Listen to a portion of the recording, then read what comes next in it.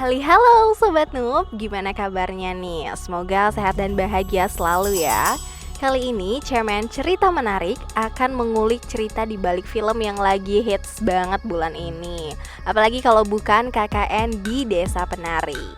Kira-kira ada cerita menarik apa aja sih di balik film ini? Yuk langsung aja cari posisi terbaik, siapkan cemilan dan teman nonton biar nggak sendirian macam jomblo. Dan selamat menyaksikan.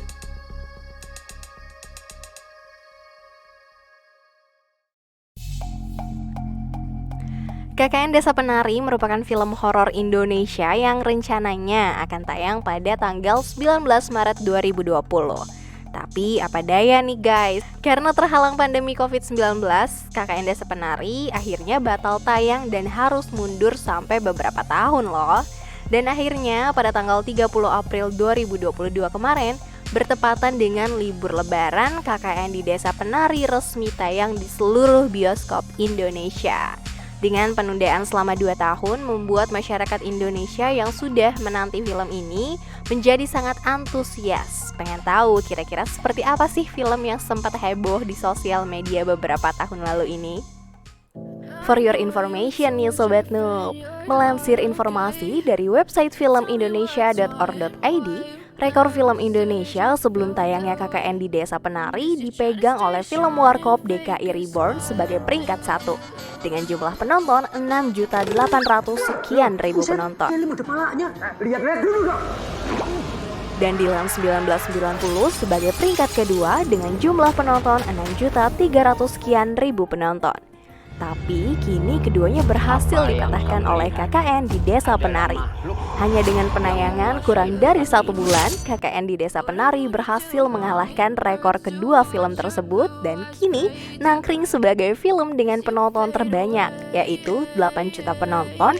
Wah, keren banget ya guys. Mengingat filmnya masih tayang sampai sekarang, gak menutup kemungkinan nih Sobat Noob kalau KKN di Desa Penari ini akan tembus 10 juta penonton. Hey, kayaknya makin banyak nih cuan yang dihasilkan. Kita tunggu aja ya Sobat Noob, semoga ada selalu kabar baik untuk perfilman Indonesia.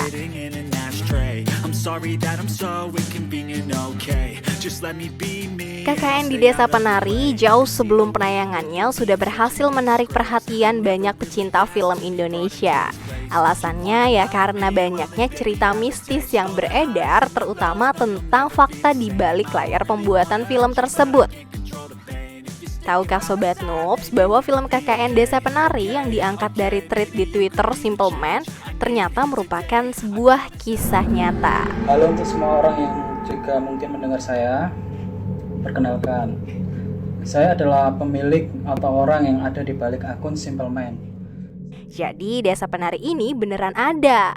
Wah, sampai sini aja udah bikin merinding ya Sobat Noob.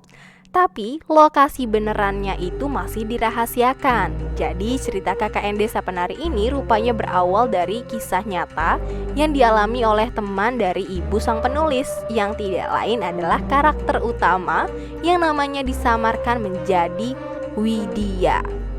Perlu Sobat Noob tahu nih bahwa saat ini cerita yang disajikan merupakan cerita yang sudah tidak murni lagi, alias ceritanya sudah banyak ditambah, dikurang, dan diberikan beberapa penyesuaian. Tapi ternyata KKN Desa Penari ini ditulis dalam 2 sudut pandang yang berbeda. Narasumber keduanya adalah karakter yang disamarkan namanya menjadi Nur dalam cerita ini. Jadi kedua narasumber ini sempat dibuat kaget. Ternyata cerita mereka ini saling berkesinambungan. Simple Man sebagai orang yang membuat viral cerita ini ternyata pernah menyesal telah membagikan kisah ini di akun Twitternya. Salah satu yang disesalinya adalah dirinya masih memberikan sedikit petunjuk dalam ceritanya, sehingga warganet masih bisa mengulik lebih dalam tentang karakter asli dan lokasi kejadian. Tapi percaya atau enggak, menurut informasi yang seliweran, katanya film KKN Desa Penari ini menghabiskan 10 miliar untuk biaya produksi. Banyak banget ya Sobat Noob, tapi nggak apa-apa, pasti balik modal dan nyayur nih MD Pictures ya. Kalau Sobat Noob perhatiin, setup location KKN Desa Penari ini berasa real banget ya. Padahal tahu gak sih Sobat Noob, banyak sentuhan-sentuhan yang dikasih tim artnya di film KKN Desa Penari agar terlihat seolah-olah nyata. Misalnya aja pada adegan kamar mandi yang dipakai Nur dan Widya untuk mandi. Padahal kelihatannya kamar mandi ini udah tua banget dan real banget. Padahal ternyata bangunannya baru dibuat untuk keperluan syuting. Gils, keren banget ya Sobat Noob ya. Jadi pengen sungkem nih sama tim artnya. BTW, saat proses produksi KKN Desa Penari banyak kejadian mistis yang terjadi loh Sobat Noob. Misalnya, Tisa Biani sebagai pemeran Nur yang ternyata pernah halusinasi. Lalu, Adinda Thomas yang berperan menjadi Widya juga sama, ternyata pernah halusinasi pada saat proses produksi. Malahan nih katanya ya, pemeran Ayu sampai ketempelan dan nempel nyampe hotel. Ketempelannya nyampe hotel gitu kan. Serem banget ya Sobat Noob ya. Tapi ada juga nih informasi yang seliweran di akunnya Gosip yang beredar. Katanya pemeran hantu KKN Desa Penari ini ada yang kesurupan dan ternyata dia cuma dibayar sebesar 75.000 saja. Padahal ternyata sih ya pemeran hantu ini tuh udah di make up karakter dan gak boleh menghapus make upnya selama 24 jam. Semoga informasi ini tidak benar ya Sobat Noob ya. Karena kan kasihan banget masa cuma 75.000. Terus tau gak sih nih Sobat Noob ya, ada pemeran Bidara Wuhi di film KKN ini ternyata pernah gemeteran campur takut saat proses syuting adegan menari di tengah hutan. Kira-kira adegan yang mana ya? Coba ditonton lagi filmnya. Katanya nih, lokasi syuting adegan ini tuh ternyata berada di batas garis merah antara dunia nyata dan dunia gaib. Dan kalau misalnya ada anak-anak IndiHome lihat nih ya, ternyata pada saat proses ini tuh katanya ada beberapa pasukan gaib yang ingin menyerang saat proses produksi tersebut. Tapi kita nggak tahu lah ya, wallahu alam bener apa enggak. Oh iya, ternyata film KKN Desa Penari ini nggak cuma tayang di Indonesia loh Sobat Noob, tapi tayang juga di Malaysia dan Singapura. Keren banget ya Sobat Noob.